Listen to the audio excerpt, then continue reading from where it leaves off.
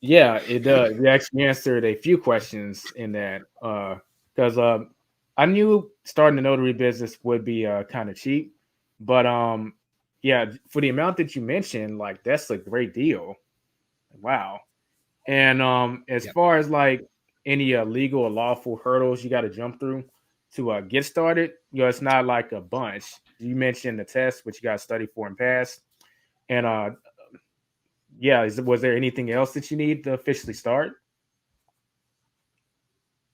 Technically, no. I mean, you can do this under being a self-employed, so you can contract with vendors that are more or less like a headhunter, kind of the same way that Uber works, right? So think Oh, think of Uber Hunter, and they come out and get you with it. There's the same thing in notary. Now, that's not where the big bucks are, but that's where there's a lot of money to be made. If you want to, like I always tell people, jumpstart your business. In other words, get it going as fast as possible so that there's money and you don't have that, because we know people quit things. If it don't start yeah. working real soon, they kind of give up on it. So I tell people, like, jumpstart it, get a jump start, go out and get, like, I have my personal inventory or spreadsheets of clientele. I probably have over 200, vendors, like Uber, Lyft, and there's probably a couple others like that. I've got over 200 of them. So my phone's always ringing, or I'm getting texts or whatever from them.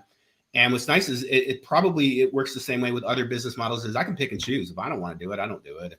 If it sounds like a bad deal, I don't take it. But to give you an idea, those vendors, they're usually paying anywhere from $50 to $200 for you to go run out and take care of paperwork for them. So you don't have to do a lot of those in the day before it becomes a really good day. So, and now that's just mobile notary. That isn't talking about legal events or apostilles, which some of the other things we do, which be glad to talk about all that too. It all kind of fits under that notary umbrella that I offer. So, Yeah, well, feel free to go get elaborate on it. that because, like, you got Yep. me and the audience interested. Good. So you get a notary commission in whatever state you're in. Most states, it's a breeze. It's like a one-day thing. Now, there are some states like California and New York where there's It would be more of a those two. class you have. Yeah, it would be. Yep.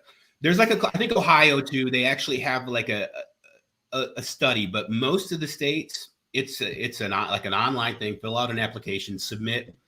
Bonding is what some states will require you to have what's called a bonding, and basically like insurance. So um, those are highly recommended. I wouldn't say necessary, especially if you are just doing mobile notary for yourself, not necessary, but I would recommend them because, as I talked about, having a surplus of different contractors and headhunters looking for you, they're going to want to know that you have that stuff Mhm.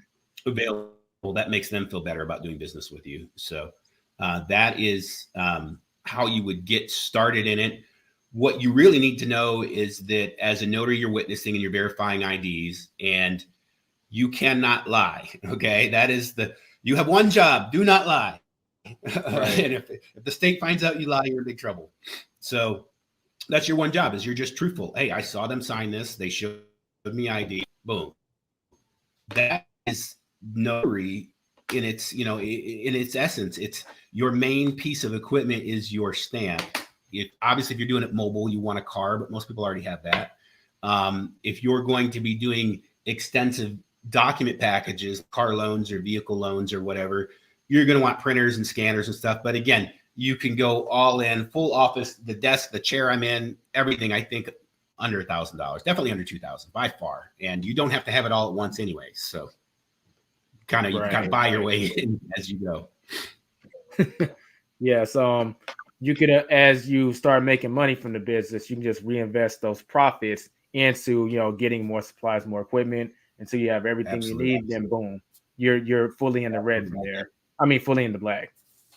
Yes, absolutely. Very, very quickly. So for me to put it in context, within the first month, without any of those vendors or doing any of that stuff or doing the apostilles, which I'll talk about in a second, without doing any of that stuff, just me saying, and I'm in Port Orange, Florida. So if people wonder where I'm at, I have a population of around 30,000 in our town. And then the county I'm in, Volusia County, a population of 1 million. So you're not talking about a crowded, this isn't a population density, but it's also not a ghost town. So probably if you're in a ghost town, don't expect to make six figures unless you're doing a lot of online, which we'll talk about that too. But you do have, so I do have, I would say an average population county or neighborhood in Florida. And with that, in the first, I would say 2 or 3 months, I was pulling a six-figure revenue of just going to people's houses and stamping stuff for them, or nursing homes or hospitals. And from there, I started adding, doing the loans, and I started doing the apostilles and all these other things. And it went up. It got to where I was so busy, I took my wife on as a partner. I'm like, look, go get a notary stamp. Come do this with me. It's the easiest thing in the world. I'm losing money by turning away clientele. And so come do this with me. Oh, that's beautiful. I mean, it fits in the realm of good problems to have. Like, as Robert Kiyosaki said in his investing book, you got like two kinds of problems. You have the problem of not enough money and the problem of too much money. And everyone forgive me, but it was actually increase your financial IQ. That's the book. Which problem do you want? Do you want not enough or do you want too much? I want the problems of having too much money because they're easier to solve. Let's just put it that way. Yeah. You can make that money disappear. Which is another part of my business, is that we do taxes, but that's another story too. But that's another thing we've added on. But yeah, absolutely. It's it's been great, and we just continue to expand. Basically, that same idea of, well, this was easy to do, and what goes along with it. And one of the things that we started offering was what's called an apostille, and probably never heard that word before. I mean, most people haven't, but it is one of these things that if you offer it, the people who need it, and there's no competition. Like, the next guy that does apostilles around me is next county over. I mean, there's just no competition. So an apostille is essentially taking a notarized document or some other kind of document that's going to leave the country, and it has to be channeled through the Secretary of State. And it's a bit of there's hoops to jump through, and most people just don't understand that process. It's not complicated, but you're also dealing with somebody who's also probably a foreigner. That's why they have documents that are going to another country.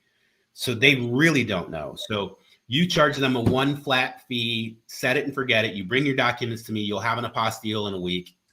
You don't have to worry about it. And they'll pay whatever you're asking, and it's completely unregulated. So there's no cap on what. And I don't rip people off. I charge $225, but I charge them a fair price. I have a courier that is making sure that they're walking it into the Secretary of State for me, and then they're expressing it back to me, so I can guarantee a turnaround time of less than a week.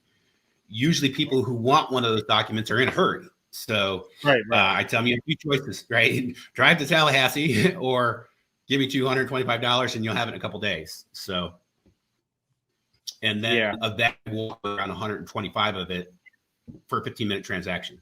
Crazy. And like that scenario, that just happened yesterday. So that happens all the time. It happens every week. So every week there's somebody, strange as it seems, there's somebody who is selling a property in the Philippines, or they're trying to expat themselves to like Belize or something. It just happens every day. So, and the more of these types of things that you have in your, we'll say, notary umbrella, the more revenue you're constantly, now you can just pick and choose what I wanted. What's the easiest money I can make today? So.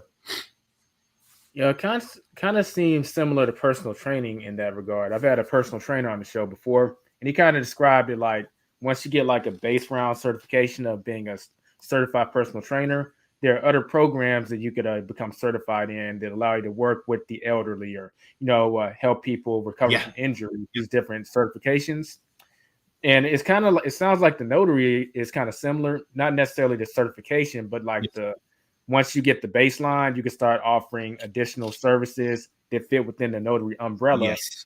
Some pay more, or some you can accomplish faster.